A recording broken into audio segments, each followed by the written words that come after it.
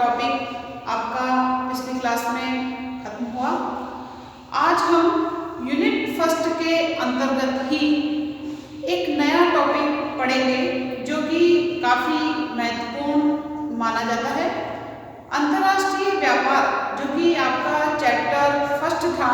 अंतर्राष्ट्रीय व्यापार के लक्षण, लाभ, हानि, इन सारी चीज़ों के बारे में, महत्व, इन सभी के बारे में चर्चा की थी, जो कि आपका फर्स्ट टॉपिक यानी स्टार्टिंग का जो टॉपिक है उसके बारे में। तो अंतर्राष्ट्रीय व्यापार से संबंधित ही प्रतिष्ठित सिद्धांत दिए गए हैं अलग अलग अर्थशास्त्रियों के द्वारा। तो अब नया टॉपिक जो आपका होगा वो अंतर्राष्ट्रीय व्यापार का प्रतिष्ठित सिद्धांत के बारे में है।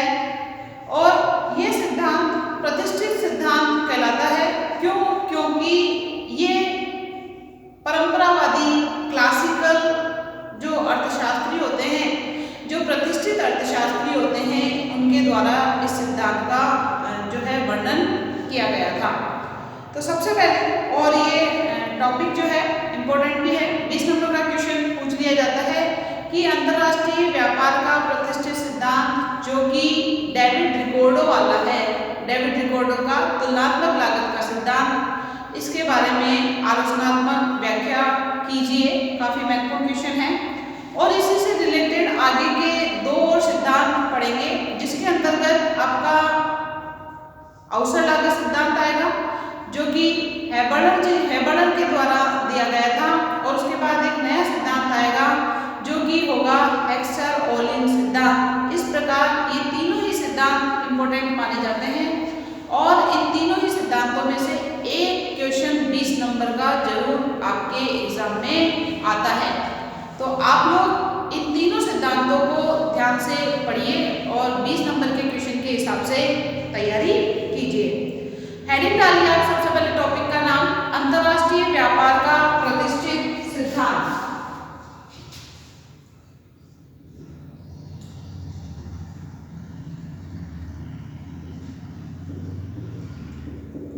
अंतर्राष्ट्रीय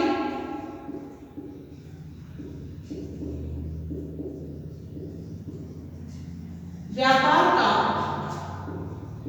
अंतर्राष्ट्रीय व्यापार का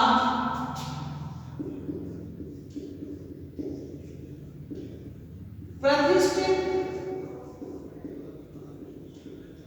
सिद्धांत के बारे में चर्चा करेंगे। सुप्रसिद्ध अर्थशास्त्री जो कि एडम स्मिथ है, इन्होंने 1776 में प्रकाशित अपनी पुस्तक, इन्होंने एडम स्मिथ जो कि अर्थशास्त्रियों में या सुप्रसिद्ध अर्थशास्त्रियों में इनका नाम माना जाता है, तो इन्होंने एक सुप्रसिद्ध पुस्तक लिखी थी जिसका शॉर्ट में नाम है वेल्थ ऑफ नेशंस, जो कि बुक लिखी गई थी 1776 में। और इस पुस्तक का पूरा नाम है, कई बार आपने नाम सुना होगा, फिर भी अपन इसका जो है पूरा नाम बता देते हैं। तो सुप्रसिद्ध अर्थशास्त्री जो कि आपके एडम स्मिथ हैं, इन्होंने एक सुप्रसिद्ध पुस्तक लिखी थी 1776 में। शॉर्ट में इसका नाम वेल्थ ऑफ नेशंस है। पूरा नाम लिख लेते हैं अपन। इसके अंतर्गत इन्वर्टेड कोमा में लिखोगे an inquiry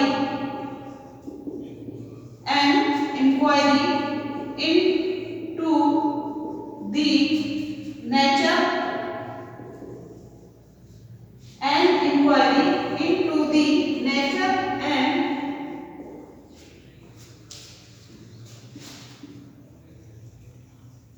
causes of wealth of nations। इसका पूरा नाम लिख लीजिएगा। अगर आप शॉर्ट में नाम लिखना चाहते हो तो आप अगर वेल्थ ऑफ नेशंस भी लिखोगे तो भी काम चल जाएगा। शॉर्ट में इसका नाम वेल्थ ऑफ नेशंस है और इसको इस प्रकार लिख के इन्वर्टेड कोमा में और आप जो है अंडरलाइन करके बता सकते हो। तो 1776 में जो सुप्रसिद्ध अर्थशास्त्री एडम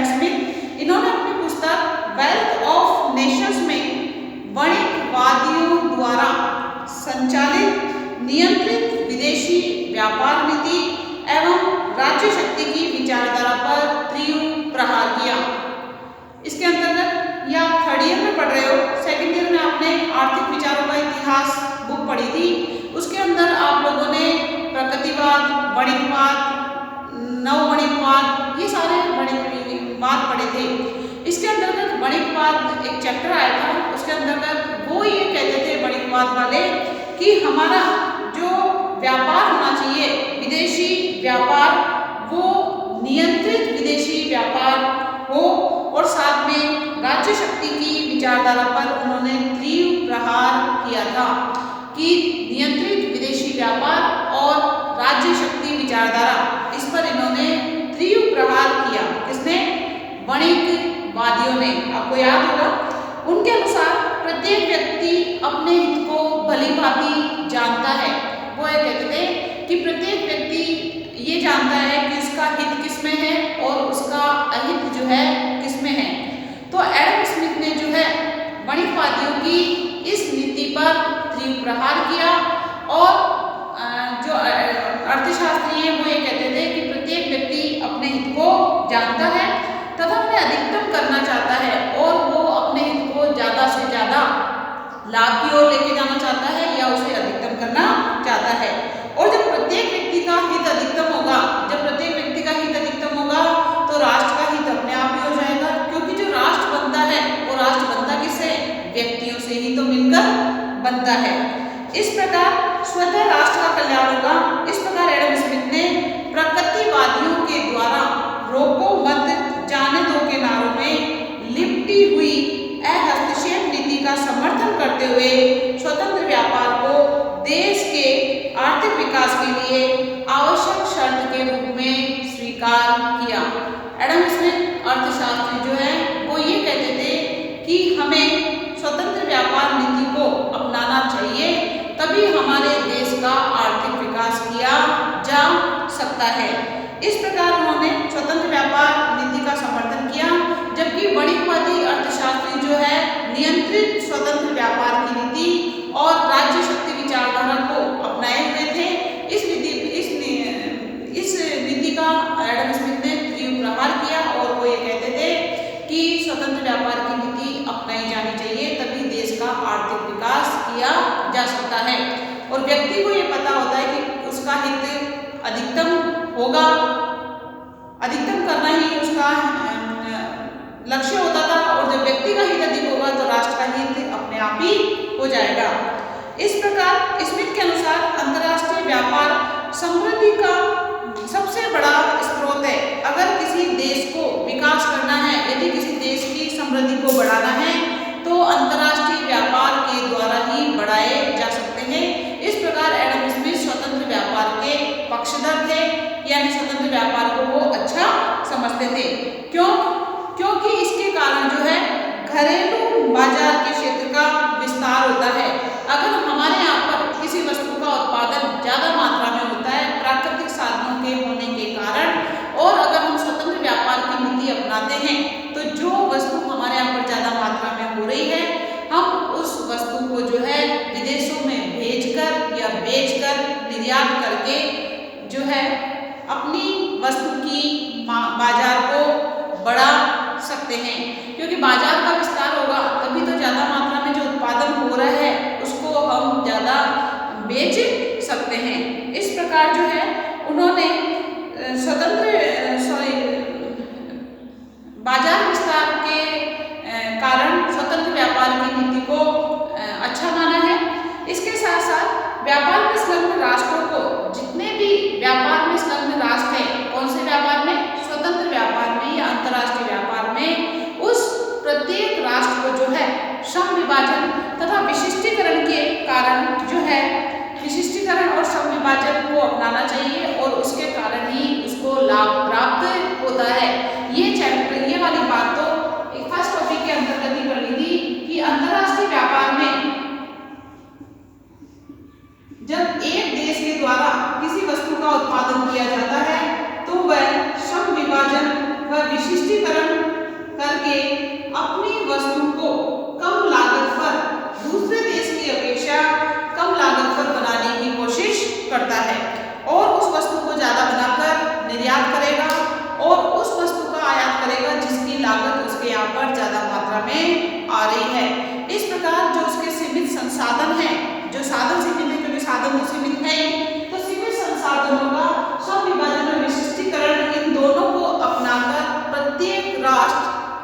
एक वस्तु के उत्पादन में विशिष्टता प्राप्त कर सकता है और उन वस्तुओं को उसे आयात करना चाहिए जिसकी लागत उसके यहाँ पर दूसरे देश की अपेक्षा ज्यादा आ रही होती है, और उन साधनों को उन वस्तुओं पर ना लगाकर विशिष्टीकरण प्राप्त वस्तुओं पर लगाना चाहिए ताकि उसका लाभ ज्यादा मात्रा में हो सके।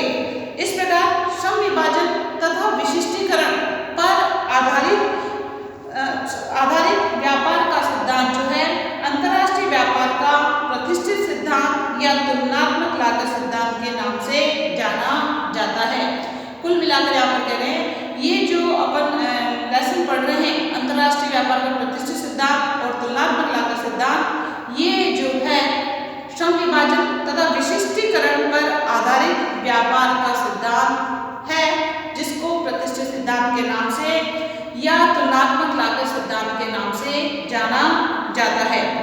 यद्यपि प्रतिष्ठित सिद्धांत के जो जन्मदाता है, अपन स्टार्टिंग में प्रतिष्ठित सिद्धांत की बात करेंगे, तुलनात्मक लागत सिद्धांत की तो इसके बाद में बात करेंगे।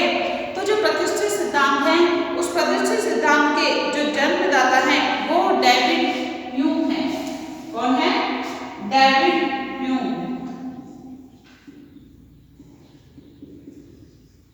डेविड ह्यूम है। इन्होंने 1752 में इनके द्वारा एक पुस्तक लिखी गई थी। इस पुस्तक का नाम मैं नीचे लिख रही हूँ, पॉलिटिकल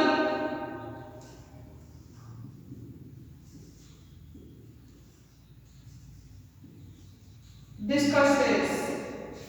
ये पुस्तक डेविड ह्यूम के द्वारा 1752 में लिखी गई थी और इस पुस्तक में इन्होंने इस सिद्धांत के बारे में बताया है। यद्यपि प्रतिष्ठित सिद्धांत के जन्मदाता डेविड ह्यूम एवं एडम स्मिथ को माना जाता है।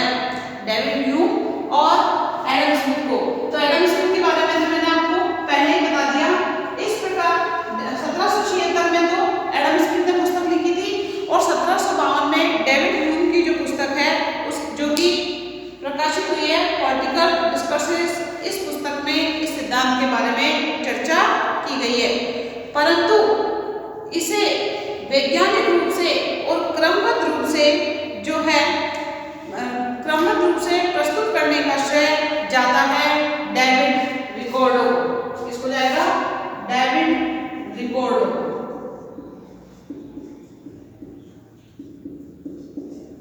क्रमबद्ध रूप से और व्यवस्थित रूप से प्रस्तुत करने का श्रेय जो है डेविड रिकार्डो को जाता है।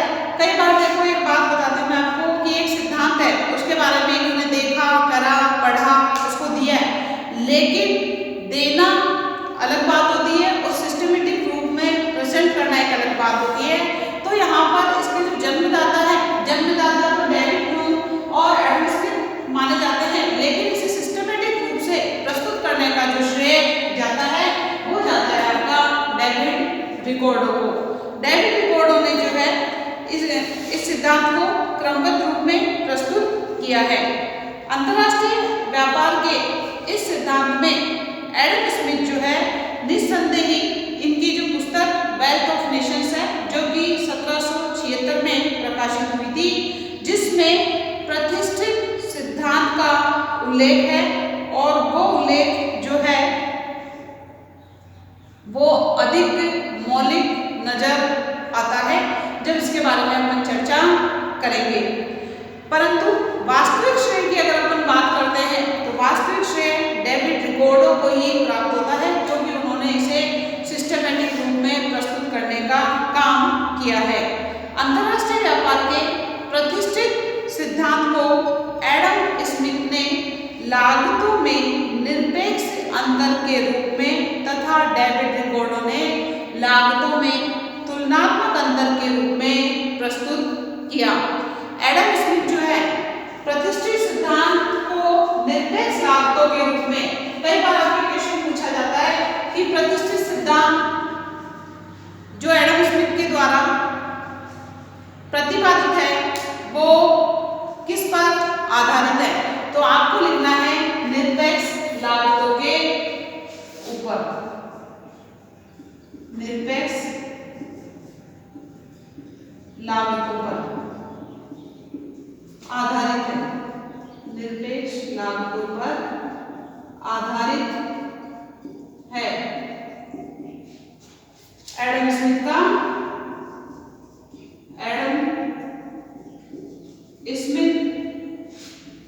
द्वारा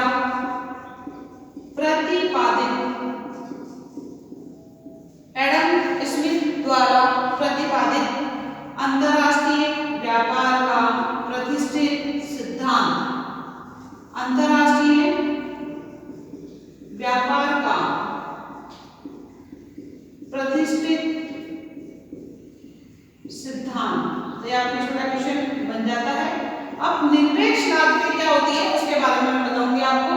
तो एडम स्मिथ जिन्होंने अंतरराष्ट्रीय व्यापार का प्रतिष्ठित सिद्धांत दिया है, उनका सिद्धांत निरपेक्ष लागतों पर आधारित है। और डेविड रिकार्डो के द्वारा जो प्रतिष्ठित सिद्धांत दिया गया है वो किस पर आधारित है? तुलनात्मक लागतों पर, तुलनात्मक लागत पर या लागतों पर बात एक ही है। तो तुलनात्मक लागत पर आधारित है या तुलनात्मक लागतों पर आधारित है। इस प्रकार प्रतिष्ठित सिद्धांत जो कि एडम स्मिथ के द्वारा और डेविड रिकार्डो के द्वारा दिया गया था, इसमें जो प्रतिष्ठित सिद्धांत है वो अलग अलग चीजों पर आधारित है, जिसके अंतर्गत आपका निरपेक्ष लागतों पर आधारित है एडम स्मिथ का सिद्धांत, और डेविड रिकार्डो का जो सिद्धांत है वो तुलनात्मक लागतों पर आधारित है। इस प्रकार इन दोनों सिद्धांतों के बारे में चर्चा करेंगे, लेकिन जो आपका एडम स्मिथ का सिद्धांत है जो कि प्रतिष्ठित सिद्धांत है, निरपेक्ष लागतों पर आधारित है, उसके बारे में संक्षिप्त रूप में ही चर्चा करेंगे, क्योंकि इसके संबंध में छोटा क्वेश्चन ही आता है। बड़ा क्वेश्चन तो जो आपका आएगा वो डेविड रिकार्डो के तुलनात्मक लागत सिद्धांत से संबंधित ही आता है। तो तुलनात्मक लागत सिद्धांत को विस्तृत रूप में करेंगे और एडम स्मिथ का जो प्रतिष्ठित सिद्धांत है जो कि निरपेक्ष लागतों के रूप में है, उसके बारे में संक्षिप्त रूप में चर्चा की जाएगी। इसका आप स्क्रीनशॉट ले लीजिए। इसके बाद एडम स्मिथ लागतों में निरपेक्ष अंतर का सिद्धांत के बारे में संक्षिप्त रूप में चर्चा की जाएगी।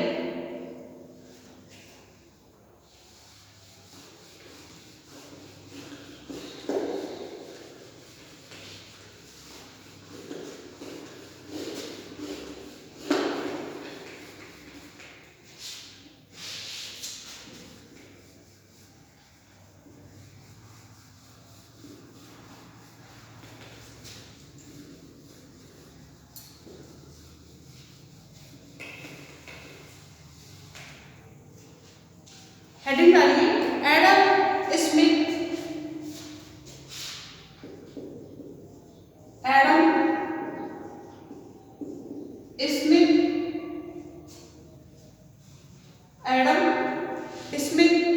लागतों में या एडम स्मिथ का प्रतिष्ठित सिद्धांत पढ़ाओ। प्रतिष्ठित सिद्धांत जो कि निरपेक्ष लागतों पर आधारित है, इसके बारे में संक्षिप्त रूप में चर्चा करेंगे। एडम स्मिथ का जो प्रतिष्ठित सिद्धांत है वो निरपेक्ष लागतों में अंतर के कारण या अंतर पर आधारित है। एडम स्मिथ की बात करते हैं, वो स्टार्टिंग में आपको बता दिया मैंने। एडम स्मिथ जो है स्वतंत्र व्यापार के समर्थक थे। क्या थे? स्वतंत्र व्यापार के समर्थक। उन्होंने बड़ीवादियों की नियंत्रित स्वतंत्र व्यापार नीति का विरोध किया है और स्वतंत्र व्यापार के पक्षधर थे। तो एडम स्मिथ को स्वतंत्र व्यापार के समर्थक या पक्षधर कहा जाता है। स्वतंत्र व्यापार के पक्ष में एडम स्मिथ ने जो व्यापार नीति बताई है उसके अंतर्गत उन्होंने कहा है कि प्रत्येक राष्ट्र को श्रम विभाजन व विशिष्टीकरण के कारण लाभ प्राप्त होता है। श्रम विभाजन एवं विशिष्टीकरण के कारण, और ये दोनों चीजें व्यापार में लाभ प्रदान करने के लिए बहुत ही आवश्यक मानी जाती है।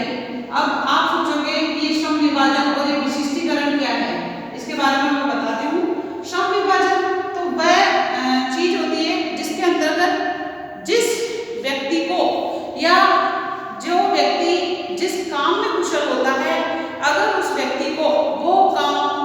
जाए तो उत्पादन में वृद्धि होती है, और उत्पादन में वृद्धि होगी तभी तो ज़्यादा मात्रा में माल बनेगा, और ज़्यादा मात्रा में माल बनेगा तो वो ज़्यादा मात्रा में वस्तुओं का निर्यात किया जा सकता है, और ज़्यादा मात्रा में जब वस्तुओं का निर्यात होगा तो हमें विदेशी मुद्रा ज़्यादा प्राप्त होती है।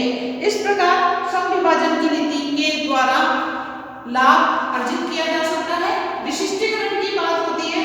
विशिष्टीकरण का मतलब होता है कि जिस वस्तु की हमारे यहाँ पर बनाने में लागत कम आती है, प्राकृतिक साधन ज़्यादा मात्रा में प्राप्त होते हैं, इसके अलावा उसको बनाने में ज़्यादा दिक्कतें नहीं आती है, प्रचुर मात्रा में उस वस्तु को बनाया जा सकता है। जैसे आपने कई बार सुना होगा कि वहाँ की चीज़ फेमस है, देखा सुना है ना आपने कि बहुत सारी चीज़ें ऐसी जगहों की होती है जहाँ की वो चीज़ें फेमस होती है। वो फेमस होने का कारण क्या है? वहाँ पर वो दूसरी जगह की अपेक्षा ज़्यादा अच्छी क्वालिटी की बनती है, और साथ में दूसरे जगह से उसकी लागत भी कम आती है। तो प्रत्येक राष्ट्र को जो है श्रम विभाजन और विशिष्टीकरण के आधार पर व्यापार करना चाहिए और उसका लाभ प्राप्त किया जाना चाहिए। श्रम विभाजन के फलस्वरूप प्रत्येक देश उस वस्तु के उत्पादन में विशिष्टीकरण प्राप्त करने का प्रयास करता है जिसके उत्पादन में उसे अधिक सुविधा प्राप्त है। ये चीज़ मैंने आपको अभी बताई है कि जिस चीज़ का उत्पादन वो आसानी से कर सकता है, जिस चीज़ के उत्पादन में उसे ज़्यादा सुविधा प्राप्त होती है, वही तो व्यक्ति उत्पादन करता है। अभी आपने देखा होगा बाजार में आप जाते हो तो कुछ व्यक्ति ज्वेलर्स की दुकान खोल के बैठते हैं, कुछ व्यक्ति जो है कपड़ों की दुकान खोल के बैठते हैं, कुछ व्यक्ति मेडिकल की दुकान खोल के बैठते हैं। सबका अलग अलग इंटरेस्ट है और उसी इंटरेस्ट के अकॉर्डिंग वो काम करते हैं, और जब इंटरेस्ट के अकॉर्डिंग व्यक्ति काम करता है तो उसके लाभ की संभावनाएं ज़्यादा बढ़ जाती है। अब इसमें आपको मैं श्रम विभाजन का एक उदाहरण बताती हूँ। जैसे ए व्यक्ति है और बी व्यक्ति है, ये मैंने पहले भी बताया था, हो सकता है आपकी क्लास में भी बताया हो, किसी और क्लास में बताया हो। ए व्यक्ति और बी व्यक्ति, दो व्यक्ति है, इसको एक मशीन दी है और इसको भी एक मशीन दी है, ठीक है, प्लस 10 किलो कच्चा माल दिया है। क्या दिया है इसको? 10 किलो कच्चा माल, और इस व्यक्ति को भी 10 किलो कच्चा माल दिया है। इस उदाहरण से आपको समझ में आ जाएगा। अब ये जो ए व्यक्ति है, ये ए व्यक्ति कुशल है, और जो बी व्यक्ति है वो बी व्यक्ति कैसा है? अकुशल है, ठीक है।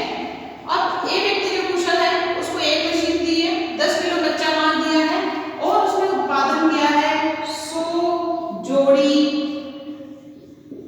जूतों का। इसका उत्पादन किया है 100 जोड़ी जूतों का, कपड़ों का, कुछ भी समझ लीजिए। इसके बाद बात करते हैं बी व्यक्ति की जो कि अकुशल है, उसको भी इतना ही सामान और वही मशीन दी गई है, लेकिन वो उस मशीन को चलाने में और उस काम को करने में अकुशल है, और इसने उत्पादन किया है मान लो 70 जोड़ी जूतों का। अब आप बताइए, मशीन हुई, कच्चा माल हुई, समय हुई, उत्पादन बी की अपेक्षा ए व्यक्ति ज्यादा मात्रा में कर रहा है। तो कुशल व्यक्तियों को अगर काम दिया जाए तो उससे उत्पादन में वृद्धि होती है, और उत्पादन में वृद्धि होगी जब उसी समय के अंतर्गत करेगा तो लागत में भी कमी आती है। लागत में कमी आएगी, उत्पादन में वृद्धि होगी तो उसका लाभ ऑटोमेटिकली बढ़ जाता है। इस प्रकार यहाँ पर कह रहे हैं कि विशिष्टीकरण प्राप्त करने का जो है करके व्यापार में लाभ प्राप्त किया जा सकता है। एडम स्मिथ ने ये प्रमाणित किया कि घरेलू वस्तु विनिमय में जो सिद्धांत लागू होता है वही सिद्धांत अंतर्राष्ट्रीय वस्तु विनिमय में भी लागू होता है, कि हम अगर घरेलू व्यापार की बात करते हैं तो जो व्यक्ति जिस कार्य में कुशल है वो उसी का उत्पादन करता है, और उसके उत्पादन को बाजार में बेचकर आय प्राप्त करता है, और उस आय से विभिन्न आवश्यकताओं की वस्तुएं खरीदता है। इसी प्रकार ही घरेलू व्यापार के अंतर्गत जो चीजें होती है वो की वही अंतर्राष्ट्रीय व्यापार के अंतर्गत वस्तु विनिमय प्रणाली के अंतर्गत की जाती है। यानी हम एक वस्तु जो ज्यादा मात्रा में हम उत्पादन कर रहे हैं उसको देकर जिस वस्तु की हमें आवश्यकता है उस वस्तु को हम प्राप्त कर सकते हैं। ये वस्तु होता है। पहले वस्तु विनिमय प्रणाली थी, लेकिन इसके बहुत सारे दोष थे। इसको कठिनाइयों को दूर करने के लिए, इसके दोषों को दूर करने के लिए अब मुद्रा का जब से आविष्कार हुआ है तब से इस समस्या को दूर किया जा चुका है, जो वस्तु विनिमय प्रणाली के अंतर्गत पाई जाती थी। पहले वस्तु देकर वस्तु ही प्राप्त होती थी, लेकिन अब जो है वस्तु देकर पहले मुद्रा प्राप्त होती है और उस मुद्रा से हम अपनी आवश्यकता की वस्तुएं खरीद सकते हैं। कुल मिला के प्राप्त तो वस्तु ही होती है, लेकिन उसका जो माध्यम है वो माध्यम चेंज हो गया है और वो माध्यम हो गया आपका मुद्रा। इस प्रकार मुद्रा जो है वो क्या है? मुद्रा एक साधन है। क्या है? मुद्रा एक साधन है, न कि साध्य, न कि साध्य। कहने का मतलब आप मुद्रा यानी आर्थिक क्रियाएं करके मुद्रा प्राप्त करते हो और उस मुद्रा से अपनी आवश्यकता की वस्तुएं और सेवाएं प्राप्त करके संतुष्टि प्राप्त करते हो। मुद्रा को हम खा नहीं सकते, मुद्रा को हम पहन नहीं सकते, मुद्रा से हम लक्ष्य जो है अपनी आवश्यकता की वस्तुएं प्राप्त कर सकते हैं। इस प्रकार मुद्रा तो एक साधन है जिससे वस्तुएं और सेवाओं को प्राप्त करके उपभोक्ता को संतुष्टि प्राप्त होती है। इस प्रकार व्यक्ति ज्यादा काम करके ज्यादा मुद्रा अर्जित करता है और जितनी ज्यादा अर्जित मुद्राएं करेगा उसे उतनी ही ज्यादा वस्तुएं और सेवाएं प्राप्त होती है। इस प्रकार जो है अंतर्राष्ट्रीय व्यापार में भी वस्तु विनिमय भी लागू होता है। एडम स्मिथ के अनुसार हर समझदार व्यक्ति का यह सिद्धांत है कि वह कोई भी ऐसी चीज घर पर ना बनाए जिसे वो बाजार में सस्ती कीमत पर या सस्ता खरीद सकता है। अगर व्यक्ति सारी वस्तुएं खुद बनाने लग जाएगा तो उसकी लागत ज्यादा आएगी बाजार की अपेक्षा। इसीलिए दर्जी जो होते हैं वो कपड़े सिलने का काम करते हैं, कपड़े सिलकर वो दाम प्राप्त करते हैं, पैसा प्राप्त करते हैं और अपनी आवश्यकता की वस्तुएं खरीदते हैं। इसी प्रकार अलग अलग जो लोग होते हैं वो अलग अलग काम करके मुद्रा प्राप्त करते हैं और अपनी आवश्यकताओं की वस्तुओं का उपभोग करते हैं बाजार से खरीद के। अगर दर्जी खुद जूते बनाने लग जाए अपने लिए तो बाजार की अपेक्षा उसकी लागत ज्यादा आएगी। जूते बनाने वाला जो मोची है वो अगर खुद के लिए घर पे कपड़े सिलने का करे तो उसकी लागत बाजार की अपेक्षा ज्यादा आती है। इस प्रकार प्रत्येक व्यक्ति को उसी वस्तु का उत्पादन करना चाहिए जिसमें उसे विशिष्टता प्राप्त है।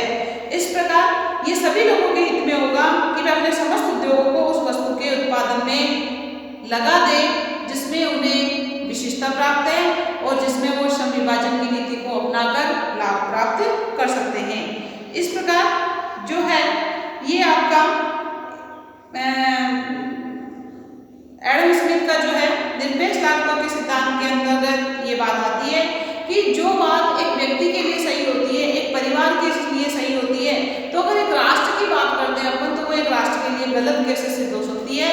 तो प्रत्येक राष्ट्र को श्रम विभाजन और विशिष्टीकरण की नीति अपनाकर उस वस्तु का उत्पादन करना चाहिए जिसकी लागत उसके यहाँ पर कम आ रही है और ज्यादा मात्रा में वस्तुओं का उत्पादन करके उसे निर्यात करना चाहिए और उस वस्तु का हमें आयात करना चाहिए जिसकी लागत विदेशों की अपेक्षा हमारे यहाँ पर ज्यादा आ रही है।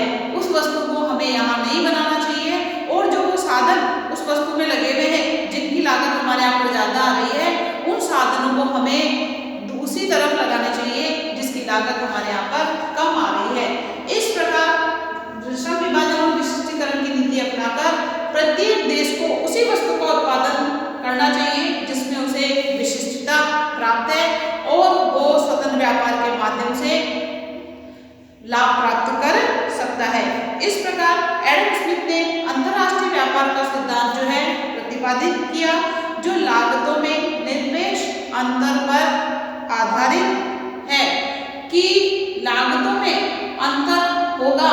हमारे देश में जो वस्तु बन रही है जिसकी सुविधा हमें ज्यादा मात्रा में प्राप्त है और हम उस वस्तु का उत्पादन विदेशी या दूसरे देश की अपेक्षा कम लागत पर उत्पादित कर सकते हैं और दूसरा देश दूसरी वस्तु को हमारी अपेक्षा कम लागत पर उत्पादित कर सकता है तो वो आराम से वस्तुओं का आदान प्रदान या विनिमय या लेन देन करके लाभ प्राप्त कर सकते हैं। इस प्रकार आपका एडम स्मिथ का सिद्धांत जो है निरपेक्ष लागतों पर आधारित सिद्धांत है। इसके बारे में अगर आपके से क्वेश्चन आता है तो आप इसको आराम से दे सकते हो। इसके बाद अंतरराष्ट्रीय व्यापार के प्रकृति सिद्धांत के बाद नेक्स्ट क्लास में तुलनात्मक लागत सिद्धांत जो कि डेविड रिकार्डो के द्वारा दिया गया है उसके बारे में चर्चा करेंगे। आज इतना ही।